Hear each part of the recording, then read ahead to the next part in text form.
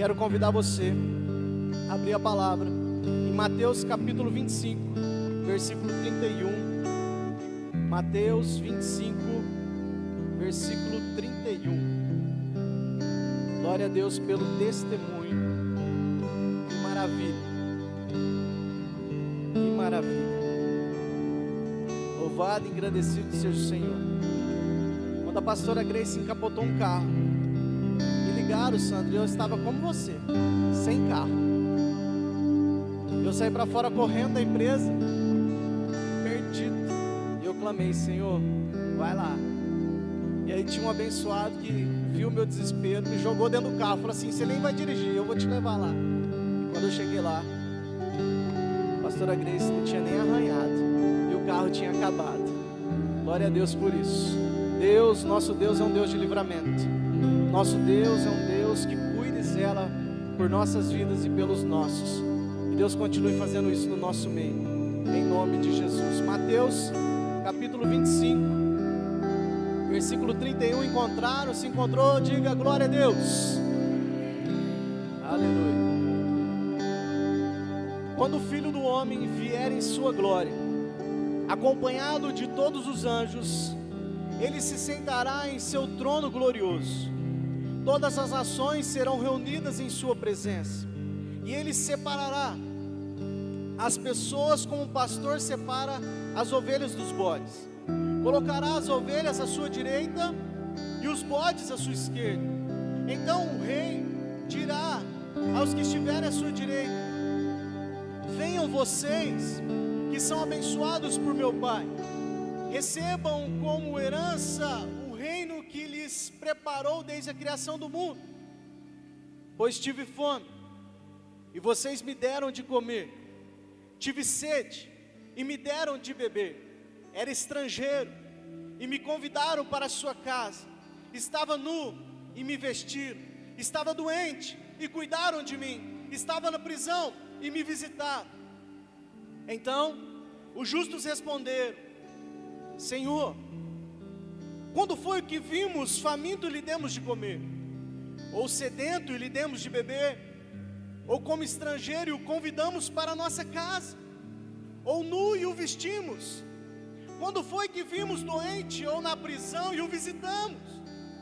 E o rei dirá: eu lhes digo a verdade, quando fizeram isso ao menor destes meus irmãos, foi a mim que o fizeram. Em seguida, o rei se voltou para os que estiverem à sua esquerda e dirá: fora daqui, malditos, para o fogo eterno preparado para o diabo e os seus anjos. Pois tive fome, e vocês não me deram de comer. Tive sede, e não me deram de beber. Era estrangeiro, e não me convidaram para a sua casa. Estava nu, e não me vestiram. Estava doente e na prisão e não me visitaram. Então eles dirão: Senhor, quando vimos faminto, sedento, como estrangeiro, nu, doente ou na prisão e não o ajudamos? Ele responderá: eu lhes digo a verdade, quando se recusaram a ajudar o menor destes meus irmãos e irmãs, foi a mim que se recusaram a ajudar. E estes irão para o castigo eterno, mas os justos irão para a vida eterna. Amém. Feche os seus olhos, por favor. Pai, nós invocamos o teu santo nome mais uma vez neste lugar. Nós clamamos, Pai, para que a tua presença seja real em nosso meio, para que, Senhor, a mesma forma, ó Deus, que o Senhor já usou a palavra de abertura, o louvor, os testemunhos, agora, Pai, através dessa palavra, o Senhor possa falar com os teus filhos, possa falar com todos nós que estamos aqui. Pai, que não seja eu a falar, mas seja o Senhor a ministrar. Pai, alcança essa pessoa que está em casa, no carro, está, Deus, assistindo, Pai, olhados pelo Senhor. Que as mentes que estão confusas, ó Pai, possa receber essa palavra, Deus, viva e eficaz, para a transformação de todas as coisas. Que aquele que está cansado, meu Deus, receba alívio. E aquele que está doente, Pai, receba a cura. Meu Deus, em nome de Jesus, fala conosco. É o que nós te pedimos, em nome de Jesus. Amém. Glória a Deus. Queridos, quando nós vamos pensar sobre 2023 e orar por 2023, principalmente porque nós almejamos avanço, nós temos expectativas de crescimento, nós queremos alcançar novos patamares na área espiritual, nós queremos alcançar novos lugares para conquistar a Jesus, para ser conquistado por Jesus, nós queremos ver famílias se dobrando ao Senhor. Nós precisamos pensar como Deus vai trabalhar em nosso meio para fazer isso, porque, irmãos, a verdade é que no Brasil a igreja cresceu muito, mas ela tem muito a crescer ainda. Nós sabemos que várias denominações foram abertas, algumas denominações receberam multidões de pessoas, e nós não queremos ficar fora disso. Nós queremos sim ajudar a povoar os céus e esvaziar o inferno, em nome de Jesus Cristo. Glória a Deus, que a igreja do Senhor, que a igreja de Deus avance sobre essa cidade, avance sobre essa região, em nome de Jesus. Mas eu confesso para os irmãos que a igreja que está avançando, a igreja do Senhor, a igreja de Deus, e agora aqui eu não estou falando de denominações, ela está surgindo uma grande necessidade. No meio da igreja está surgindo uma grande necessidade, que é a evangelização da própria igreja. Nós precisamos urgentemente evangelizar a igreja. Pastor, o que é evangelizar? Evangelizar é trazer as boas novas de salvação. Evangelizar é levar o evangelho de salvação aos pecadores perdidos. Aí pode ser que você está fazendo uma pergunta: por que a igreja precisa ser evangelizada? Porque há muitos perdidos no meio da igreja. Há muitas pessoas que não estão entendendo ainda o que é evangelho, o que é reino de Deus. Há muitas pessoas que não estão entendendo o que é o caminho do Senhor. Queridos irmãos, nós temos um caminho a ser percorrido, amém? E esse caminho, ele tem uma luz, ele tem uma direção, e essa direção é a palavra de Deus. O Salmo 119, 105 fala: lâmpada para os meus pés é a tua palavra, e luz para o meu caminho. Mas o que está acontecendo é que a palavra de Deus tem sido deixada de lado. A palavra viva, eficaz, a palavra verdadeira, a genuína palavra de Deus tem sido deixado de lado em muitos lugares. Em muitos lugares o caminho não está estreito mais, a luz já não é a palavra de Deus. Queridos irmãos, Mateus 7 fala que a porta é estreita e o caminho é apertado, mas o que temos visto muito e ouvido muito no meio dessa questão, desse movimento gospel, é que tudo é fácil, é que vamos receber sem pagar preço, é um evangelho sem cruz, é uma super, hiper graça que não pega, não exige de nós valores nenhum. Eu vou chamar aqui o que estão fazendo como uma iluminação humano gospel. Existe uma iluminação artificial sendo criada, uma iluminação que faz com que as pessoas achem que estão na presença de Deus, que as pessoas acreditem que estão no caminho do Senhor, e podem vir para a igreja, congregar, buscar o Senhor, mas continuar da mesma forma, sem transformação, sem mudança.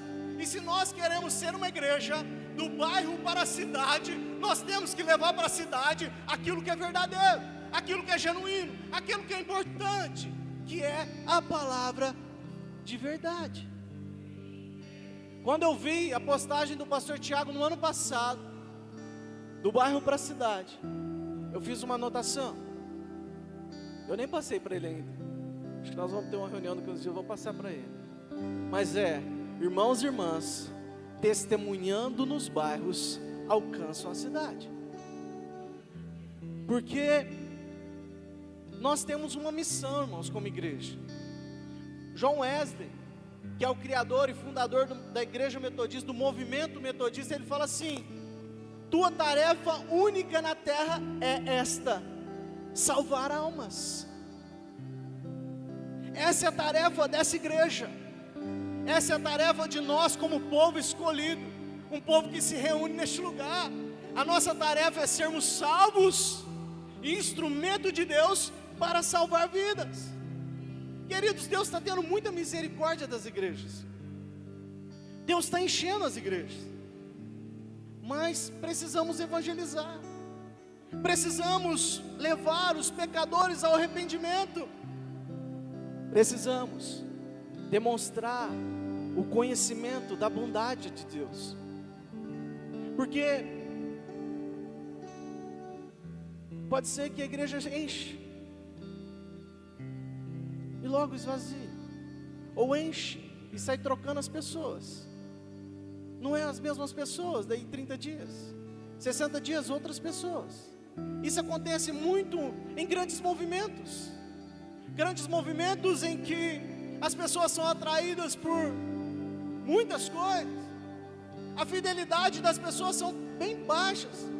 Por quê, queridos? Porque muitas vezes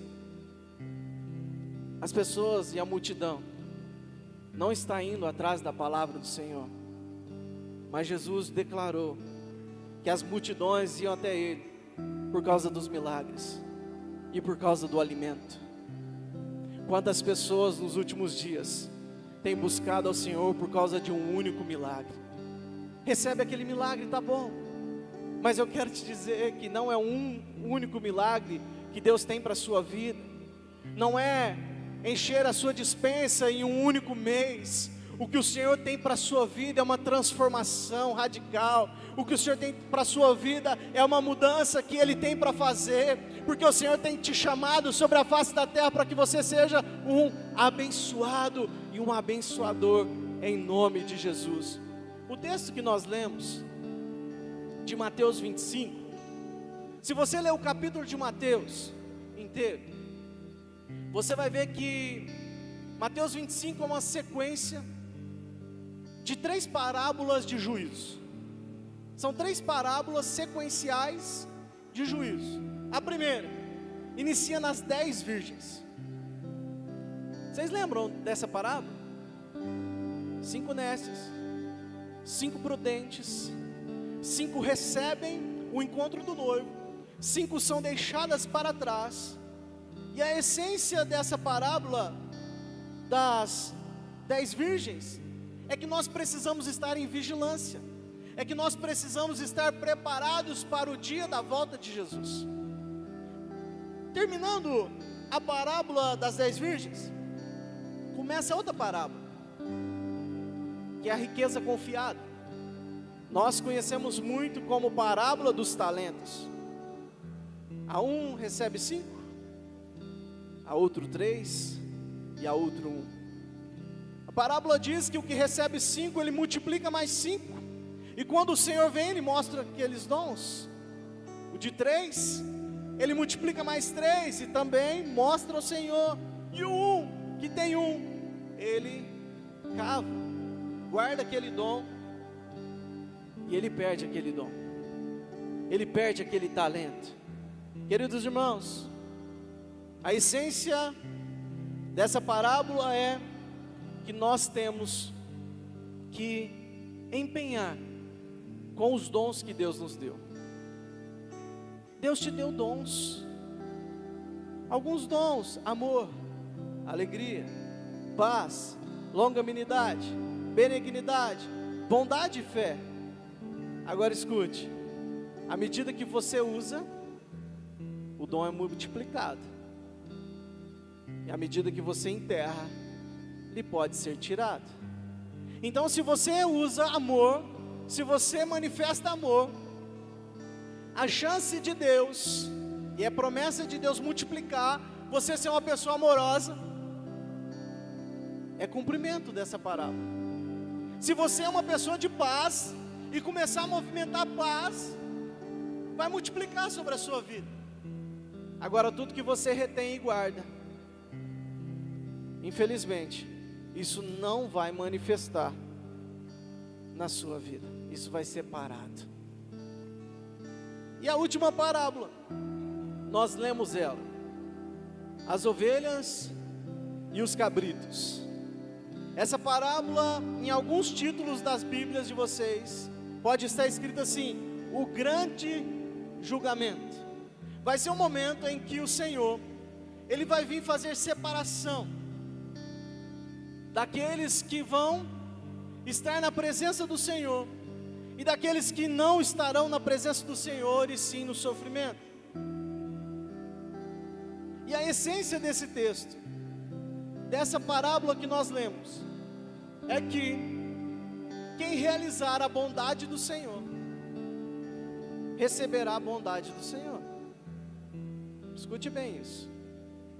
Quem realizar a bondade do Senhor, receberá a bondade do Senhor. Tive fome, e vocês me deram de comer. Tive sede, e me deram de beber. Era estrangeiro e me convidaram para a sua casa. Estava nu e me vestiram. Estava doente e cuidaram de mim. Estava na prisão e me visitaram. E uma frase que o Senhor Jesus declarou, que eu tenho todo o privilégio de declarar sobre a sua vida em nome de Jesus, é: venham, abençoados de meu Pai. Talvez seja a frase mais linda que você pode escutar do Senhor Jesus Cristo. Bem provável que vai ser quando a sua alegria será completa. Bem provável que quando você escutar isso do Senhor, você vai dar um abraço nele tão forte, falar assim: valeu, valeu meu irmão, valeu, eu fui abençoado pelo meu Pai. Queridos, nós não podemos confundir. Sabe por quê?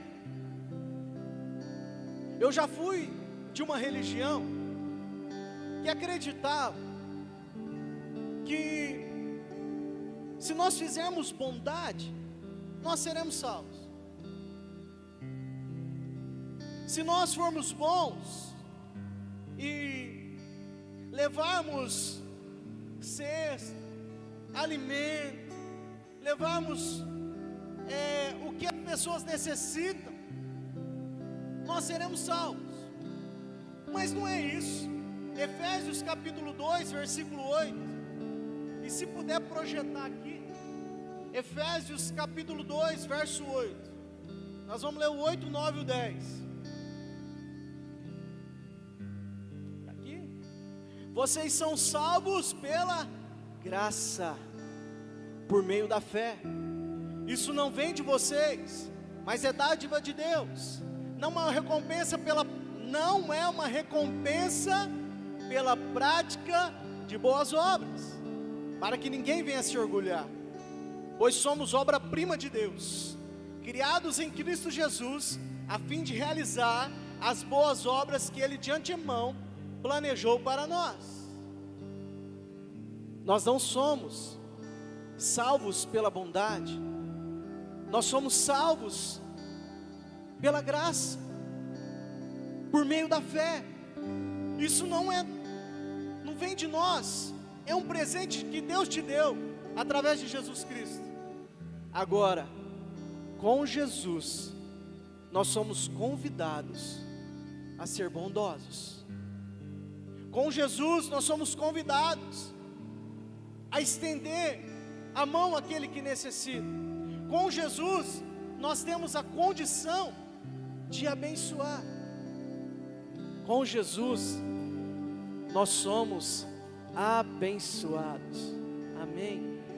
Tem muita gente que gosta de falar a palavra contrária, né? Tipo assim, a pessoa dá trabalho demais. Fala assim, esse cara é uma benção. Já escutaram isso? Tipo assim, esse cara é uma benção. Então fala o contrário. Mas imagina as pessoas começarem a chamar você de abençoado. Tipo assim, a Sandra conta o testemunho e as pessoas olham para a Sandra: você é abençoada, hein, mulher? E aí acontece algo na sua vida em que as pessoas olham e falam assim: você é muito abençoado. E é isso que o Senhor Jesus veio para fazer. Ele veio para que você seja abençoado. Por isso que na última fala dele, para nos chamar para o reino, ele fala assim: vinde, abençoados de meu Pai. Não é que nós fomos abençoados, nós já estamos abençoados. Está entendendo? Você já está abençoado. Agora Ele vai te chamar você para participar desse reino eterno. Eu quero, nessa noite, instruído por Deus, falar de algumas atitudes que o homem e a mulher abençoado, ele faz, ele é, e o Senhor faz na vida dele. A primeira atitude do abençoado e da abençoada, em primeiro lugar da sua vida está Deus. Em primeiro lugar está Deus. Nós cantamos isso: tu és digno de tudo, tudo vem de ti, tudo é para ti, tua é a glória. Queridos, nós cantamos, e sabe que às vezes nós não lemos o que nós cantamos? Nós precisamos começar a ler e praticar aquilo que nós cantamos, porque a melodia nos atrai, e às vezes a gente nem percebe o que nós cantamos. Mas você hoje, nessa noite, você cantou que o Senhor é digno de tudo, que tudo vem dele. Você cantou nessa noite que tua é a glória. Agora, se você escolheu o Senhor para estar em primeiro lugar da sua vida, eu quero te dizer que o abençoado, ele vive uma nova vida em Cristo. Ele vive uma nova vida. As coisas velhas, elas passam. As coisas velhas, elas ficam para trás. O abençoado, ele não quer viver passado. O abençoado, ele não quer viver os problemas que ele já teve. O abençoado, ele não quer estar diante de realizações que ele já recebeu derrota. O abençoado, ele quer viver com Cristo uma novidade de vida. Talvez você começou 2023 falando: eu vou viver uma nova vida, eu vou viver um novo contexto, eu vou viver uma nova história. Aleluia. Mas existem algumas coisas para você viver uma nova vida que você precisa deixar. Você precisa deixar as decepções, queridos. Às vezes as decepções te travam. Às vezes as decepções, elas te amarram. Às vezes você quer viver uma nova vida, compartilhar com Cristo uma nova história, mas quando você vai dar passos de fé à frente, você parece que está amarrado em circunstâncias que já passou. Há pessoas que muitas vezes você vai conversar com ela te conta a mesma história, ela não muda, ela não é transformada. Quem vive uma nova vida é radicalmente transformado. Os rancores são deixados para trás, os pecados são tirados, os vícios são cancelados. Amém, queridos? Isso é uma nova vida. Por quê? Porque quem assumiu o meu velho homem foi Jesus na cruz. Jesus na cruz, Ele pregou o meu velho homem e me deu uma oportunidade de viver algo novo. E ao pregar na cruz o meu velho homem, Ele morreu para que eu tivesse vida. Jesus, para te dar uma nova vida, Ele entregou a vida dEle. E talvez você fale assim: pastor, o que isso tem a ver com eu ser abençoado e ter que praticar bondade? Isso tem tudo a ver. Sabe por quê? Se você sofre porque você não consegue viver uma nova vida, você faz aqueles que estão ao seu lado sofrerem. Você está debaixo de um sofrimento e fazendo outros sofrerem. Mas se você começa uma nova vida, e se você mesmo que está na igreja, talvez há poucos dias ou há muitos anos, que desistiu dessa nova vida, as pessoas começam a olhar e falam: o que está acontecendo? Ele não xingava, voltou a xingar. Ele não bebia, voltou a beber. Ele não ficava trazendo coisas ruins para dentro de casa, voltou a trazer. Meu irmão, minha irmã, quem vive uma nova vida é abençoado e pratica bondade.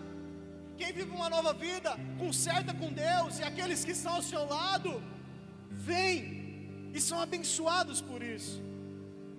Nós precisamos olhar para a parábola dos talentos e olhar para nós. Um exemplo que você pode fazer com você: olha a vida de Jesus e olha para você. Olha como que Jesus usava os dons dele, e veja se há em você dons de Jesus. Posso falar a verdade? Aí, existe. Então, se você vê dons de Deus em você, multiplique eles. Multiplique dons de Cristo na sua vida. Meu irmão, a gente tem que ser esforçado, porque aquele que enterrou o dom, ele não foi esforçado de maneira nenhuma. Ele não quis nem saber. Ele ficou com medo do Senhor. Eu vou guardar, o Senhor é muito duro. Mas se nós formos esforçar, espera aí, eu tenho amor de Cristo na minha vida, eu vou multiplicar esse amor. Eu tenho a bondade de Cristo na minha vida, eu vou multiplicar essa bondade. Amém, queridos? Isso é colocar Deus em primeiro lugar. E outra coisa, colocar Deus em primeiro lugar, encontre um perdido para você evangelizar. Jesus, aonde ele ia? Ele encontrava perdidos. Ele ia no templo, encontrava perdidos. Ele ia nas ruas, encontrava perdidos. Ele ia nas casas, encontrava perdidos. E aqueles que ele encontrava, ele falava do Evangelho. Eu confesso que eu amo o texto de João 5, que fala do coxo de Betesda. Aquele homem coxo estava, sabe quanto tempo? 38 anos. Pensa num cara coxo esperando o movimento das águas, 38 anos. E ele chega a falar: não tem ninguém que me põe dentro dessas águas. Ele estava esperando em todos à sua volta. Ele estava esperando em uma solução do tanque. Mas aquele que salva e que recupera perdidos estava na frente dele naquela noite. E ele transformou aquela realidade. Eu e você, nós temos a bondade de Jesus Cristo. E se nós encontrarmos o perdido, nós temos o que ele precisa para solucionar a vida dele, amém? Você tem o que o perdido precisa para transformar a vida dele. Você tem isso, está em você, amém, queridos? As multidões estão chegando, e pela fé, eu creio que as multidões chegarão neste lugar, amém? As multidões estão chegando em todas as igrejas, cada domingo as multidões chegam, elas buscam o Senhor, e louvado e engrandecido seja Deus, mas elas só vão permanecer, escute isso, as multidões somente permanecerão se elas conhecerem a bondade de Deus que está em nós. Não permanece se não vê a bondade do Senhor em nós. Talvez você pergunta: com Jesus Cristo as multidões não permaneciam. Muitos deixaram Jesus. A multidão, elas chegavam a falar que Jesus tinha uma dura palavra. Mas sabe por que as multidões não permaneciam? Porque os 12 não estavam preparados. Se você olhar a história, você vai ver bem que no final, quando Jesus está falando assim: eu vou morrer. Você vai encontrar na palavra Tiago e João chegando para ele, falando: Jesus, nós podemos sentar do seu lado, um à sua direita, outro à sua esquerda. Eles não estavam preocupados com a salvação das pessoas, eles estavam preocupados com eles mesmos. Aí você vai olhar para um Pedro que pregou e 3.000 pessoas se converteram, um Pedro que era totalmente explosivo, um Pedro que cortava a orelha dos soldados, um Pedro que falava para o Senhor Jesus: não, você não pode morrer. Você vai olhar os apóstolos de Jesus atrapalhando os cegos chegarem perto dele, despede ele. A mulher com fluxo de sangue, Jesus fala: tocou em mim. Eles falam: não, Jesus, como que tocou em você? A multidão, tipo assim, vamos seguir nós somos os favorecidos, nós somos aqueles que estamos acima dos patamares. Você vai encontrar o cego gritando: filho de Davi, tem compaixão de mim. Você vai encontrar a mulher cananeia falando para o Senhor mudar a vida dela, a filha dela. E os discípulos, vendo que Jesus estava talvez deixando a mulher falar um pouco mais, porque um dia eu conto para vocês o que estava acontecendo com Jesus naquele momento. E eles falam: despede essa mulher, Jesus. Os discípulos de Jesus não conseguiam conquistar pessoas, porque eles estavam somente pensando neles. E é isso que as igrejas hoje estão precisando ser evangelizadas, porque muitos só pensam neles. Muitos chegaram e acham que aqueles que são indefesos não precisam de salvação. Se fosse pensar nos apóstolos, as crianças, as mulheres, os cegos, os coxos, eles não alcançariam vitória. Eu quero te dizer, meu irmão e minha irmã que está aqui nessa noite, nós somos uma igreja que vamos do bairro para a cidade, se existir bondade em nosso meio, se existir manifestação de Cristo em nosso meio, se Deus estiver em primeiro lugar, nós vamos sim. Deus vai nos dar vitória sim, Deus vai nos fazer conquistar sim, mas Ele quer de nós que nós olhemos para os indefesos, para aqueles que não conseguem servir sozinhos, para aqueles que estão solitários no seu sofrimento, e tem um perto de você. A segunda atitude do abençoado é cuidar da família. Você encontra alguém abençoado, você sabe que ele é abençoado de verdade quando ele cuida da sua família. Esse é abençoado de verdade, essa é abençoada de verdade, quando cuida da família. Quando Jesus chama os abençoados, Ele fala assim, que eles deram a comida, que eles deram a bebida, que eles deram roupa. Eles falam assim, para os pequeninos citados, eles deram isso para aqueles pequeninos. Amém? Sabe quem são os pequeninos? Muitas vezes, aqueles que estão dentro da nossa própria casa. Às vezes dentro da nossa própria casa existe fome. Às vezes dentro da nossa própria casa existe sede. Às vezes dentro da nossa própria casa tem alguém enfermo. E a gente não enxerga isso. Sabe por que nós não enxergamos, irmãos? Porque nossos olhos muitas vezes é natural. E Deus tem nos chamado para viver uma vida espiritual. Se eu pudesse dar um conselho para a sua família, se é que eu posso dar conselho para a família, porque eu luto todo dia pela minha família, e estou aprendendo a cada dia a cuidar dos meus. Mas se eu pudesse te dar um conselho, eu digo a você, restaure a mesa da comunhão da sua casa. Se vocês não conseguem almoçar juntos, jantem juntos.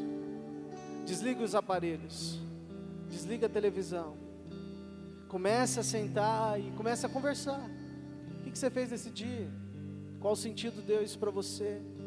Qual o testemunho que você tem? Começa a restaurar a mesa da comunhão. Porque você pode chegar nos ápice dos seus sonhos. Gaguejei aqui. Mas a sua família pode ser que não esteja com você. E disso isso nada adiantou. Agora, se você aprender a conversar na mesa da comunhão, outras coisas serão acrescentadas. Nós como igreja, nós queremos trabalhar muito forte, com auxílio para mulheres, para homens, para crianças, juvenis. A igreja está se movimentando para isso. Meu querido, se você tem problema com filho, vai ler livros sobre filhos. Você tem problema com um filho que é criança, lê livros sobre filhos que são crianças. Jovens, lê livro. Por que eu estou falando para você ler? Sabia que eu e o pastor Tiago, nós lemos muito mais do que falamos? Eu não fico com menos de 2 livros lendo. Eu tenho certeza que o pastor Tiago também não, pastoras. Por quê? Porque nós precisamos de auxílio, nós precisamos de aprender. E muitas vezes nós vamos aprender com aqueles que já sofreram. Nós vamos aprender por aqueles que dão testemunho. Tipo assim, a Sandra deu esse testemunho, foi para a glória de Deus, mas para aprendizado nosso. Se acontecer alguma coisa, não tiver um carro perto de você, o que você vai fazer? Dobrar o seu joelho. Nós precisamos aprender com aqueles que já passaram por isso. E olha, seu filho, a sua filha, seu cônjuge, começa a ver a sua transformação. E começa a ver que você é um abençoado, uma abençoada, em nome de Jesus. Jesus, ele valorizava a mesa. Olha as visitas de Jesus nas casas. Não onde que acontecia? A maioria delas na mesa. Chegaram até a falar que ele era glutão e beberrão, porque tudo que Jesus faz de bom, o povo critica falando que é ruim. Então criticaram isso. Ah não, ele senta com publicanos, ele senta com pecadores, ele senta com aqueles que precisam de auxílio, ele senta com aqueles que estão aflitos, ele senta com aqueles que estão sedentos. E é isso que você tem que fazer a partir da sua casa. Amém, queridos? É sentar na mesa. Tem alguém aflito na sua casa? Senta na mesa. Tem alguém precisando de cura? Senta na mesa. Depois você me conta. Depois você me conta o que aconteceu. Porque a restauração começa a partir da mesa. Por isso que na ceia, a mesa da comunhão, é quando a igreja é chamada para renovar aquilo que Deus tem para ela, que é a esperança da vida eterna com Cristo Jesus. Na mesa você renova a sua casa. Na mesa você renova os seus filhos, as suas filhas. Na mesa você renova a sua aliança com o seu cônjuge. Amém, queridos? A terceira atitude de um abençoado é trabalho. Todo mundo fala assim, sempre o pastor fala de trabalhar. Eu falo um pouquinho de trabalhar porque é importante trabalhar. Colossenses 3, 23 a 24 diz assim: em tudo que fizerem, trabalhem de bom ânimo, como se fosse para o Senhor e não para os homens. Lembre-se de que o Senhor lhes dará uma herança como recompensa, e de que o Senhor, a quem serve, é Cristo. Pastor Tiago, no momento da ceia, ele quase falou desse tema. Existe uma coisa que nós precisamos trabalhar em nós, que é chamado a fidelidade. Meu querido irmão, minha querida irmã, fidelidade é você ter constância naquilo que você se comprometeu a fazer. Fidelidade é você não parar no meio da jornada. Fidelidade é você continuar servindo ao Senhor. E eu digo essa questão de trabalho em 2 dimensões. Você precisa trabalhar como talvez dona de casa para cuidar da sua casa, para cuidar dos seus filhos, para cuidar dos armários, principalmente se o marido for bagunceiro, cuidar ali, pôr ele cuidar também. Mas você também precisa, às vezes, o homem, e às vezes a mulher que ajuda a ir ao mercado, trabalhar para conseguir recursos. Isso é muito importante. Eu quero te fazer uma pergunta. Você que trabalha, seja para você ou para outro, você falta por qualquer coisa? E muitas vezes nós faltamos com o Senhor. Muitas vezes nós desempenhamos o nosso trabalho, mas não desempenhamos para o Senhor.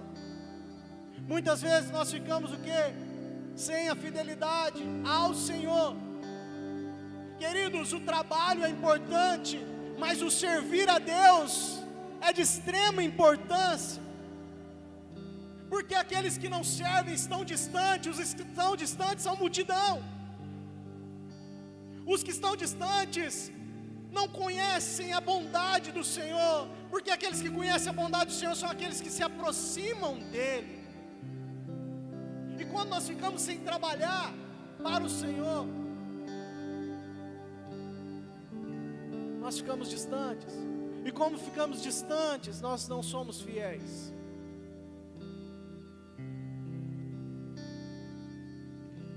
Sobre o dízimo, se você for fiel ao Senhor, Ele vai cumprir todas as promessas que Ele tem para a sua vida.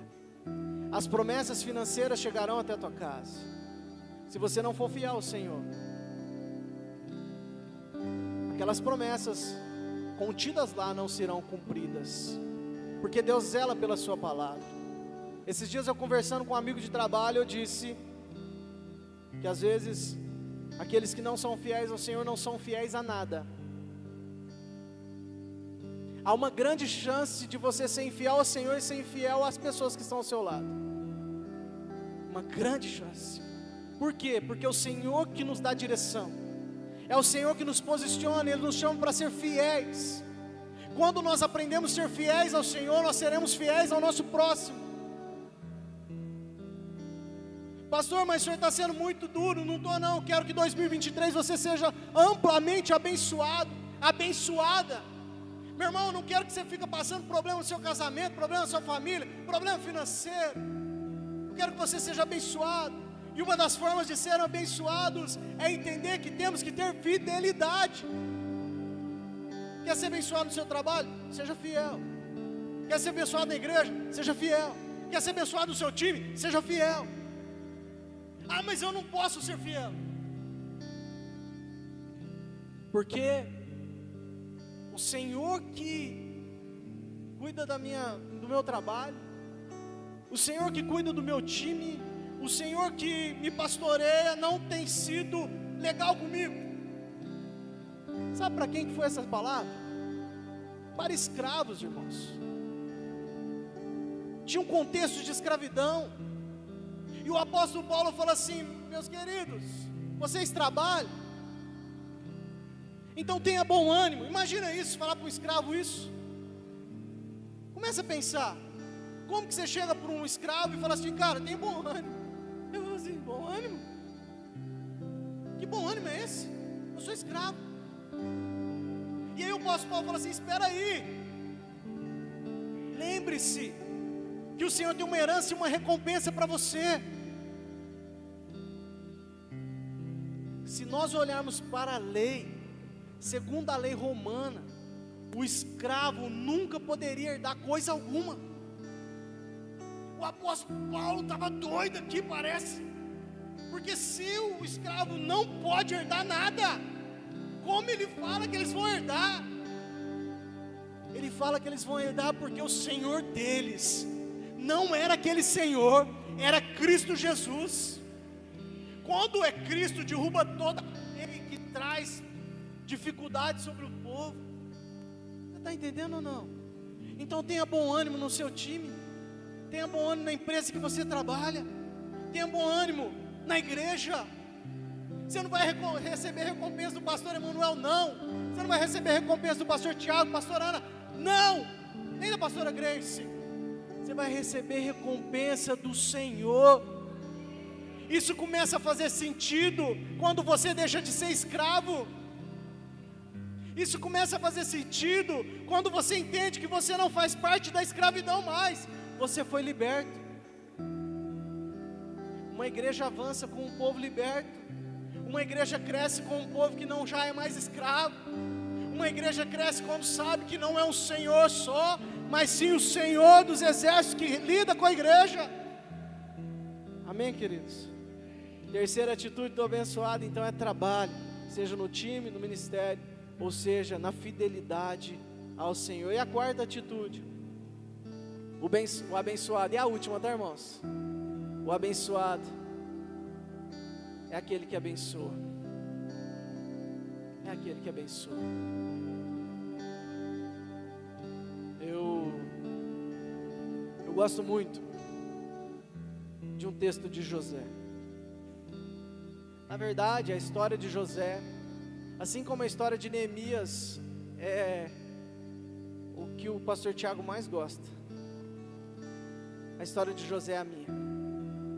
Eu amo a história de José.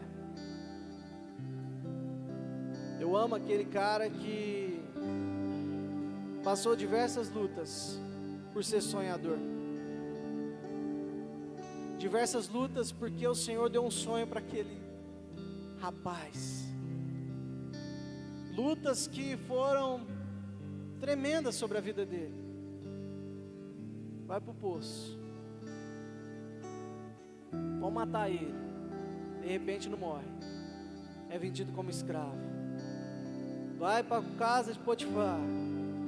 De repente a mulher de Potifar faz um rolo lá, joga o rapaz no fogo cruzado. Vai para a cadeia. Chega na cadeia. Em todos os lugares que ele passa, ele é abençoado e abençoador. Chega na cadeia, o que acontece com ele na cadeia? Revela os sonhos. Aquele que revelou os sonhos, esquece dele. Mas chega o dia determinado. Chega o dia determinado. A bênção de Deus se instala para sempre na vida dele. Para sempre.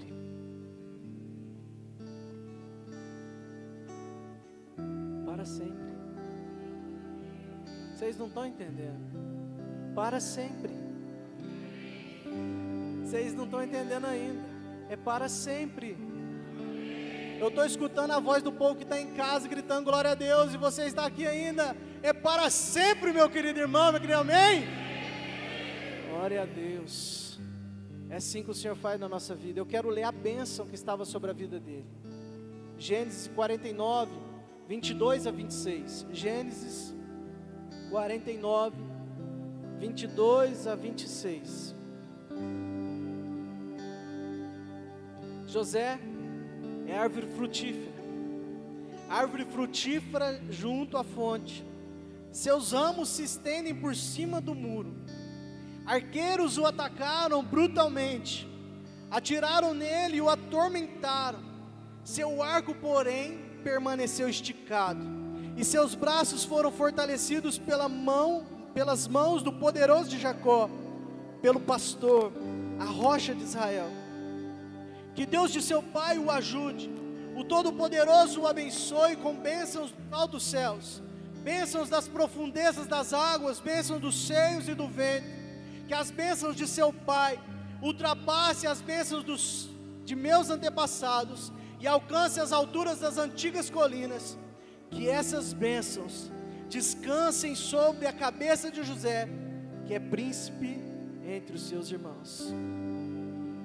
Que a bênção descanse sobre a cabeça. Está entendendo isso ou não? A bênção do Senhor, ela vai descansar na sua cabeça. Por isso que nós seremos chamados abençoados. Abençoados para ser abençoadores. Onde eu enxergo nesse texto que José era abençoador? Eu vou olhar só a partir desse texto.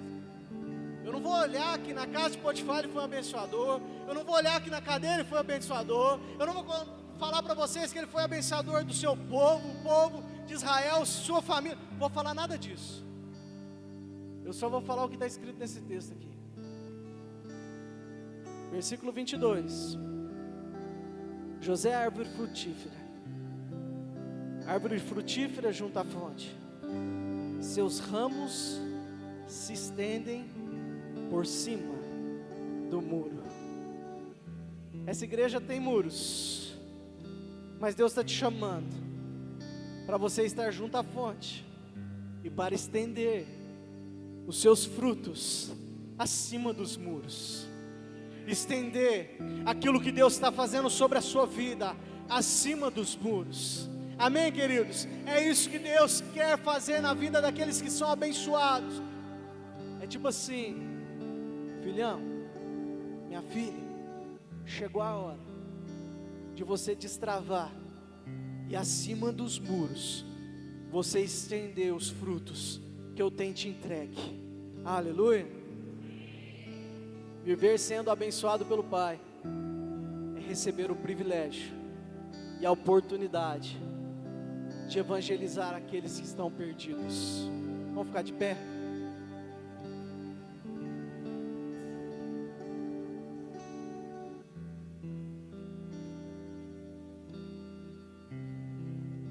Glória a Deus. Eu quero te fazer uma pergunta hoje. Você quer receber ou doar? Você quer receber ou doar? Se for esganadinho, você fala assim: os dois. Quero receber e doar. Mas a palavra diz que é melhor doar do que receber. Eu quero chamar você a fazer parte desse movimento, do bairro para a cidade. Quero chamar você a declarar: Senhor, eu quero ser abençoado, para abençoar. Nós não podemos ficar mais parados, irmãos. Nós não podemos mais ficar calados. Tem muita gente falando. Tem muita gente falando. Mas tem muita gente falando, levando uma iluminação artificial, levando conceitos errados da palavra de Deus. Está na hora da igreja do Senhor, daqueles que são abençoados pela palavra genuína, levantarmos a voz e começarmos a declarar o evangelho genuíno do Senhor. Do bairro para a cidade, é homens e mulheres comprometidos para a transformação de realidades. E se você quer fazer parte disso, eu quero pedir a você para que coloque a mão sobre o seu coração.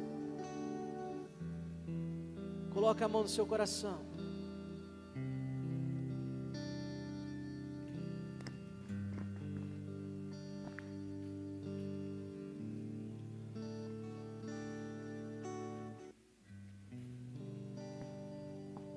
Você que tem se sentido desviado, você que está se sentindo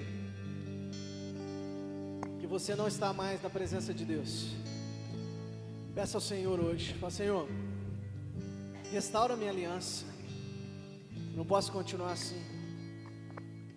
Você que está se sentindo que os seus pecados, os seus vícios estão apagando a vida nova que o Senhor te deu, clama ao Senhor hoje, fala: Senhor, eu não quero mais isso, eu quero a nova vida, eu quero viver a oportunidade de uma nova história. Você que não está conseguindo que a tua casa seja cuidada, fala com o Senhor hoje: Senhor, eu preciso da tua ajuda, eu preciso que a minha casa seja uma antessala do céu, eu preciso que a minha casa seja uma bênção. Você que não tem conseguido servir ao Senhor, você que tem olhado para tudo e todos, você que está olhando para as circunstâncias do teu trabalho, circunstâncias do seu time, as circunstâncias da sua igreja, meu irmão, decida hoje começar de novo. Tem uma oportunidade para você começar hoje. Tem uma oportunidade de você chegar para o pastor Tiago hoje e falar: pastor, vamos zerar tudo. Vamos zerar tudo e recomeçar. Chegar para o seu líder de time e falar assim: líder, coordenador, meu amigo, vamos começar tudo de novo.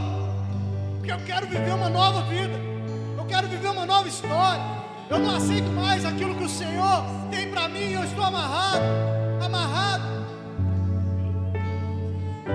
É tempo, queridos, de nós vivermos algo novo.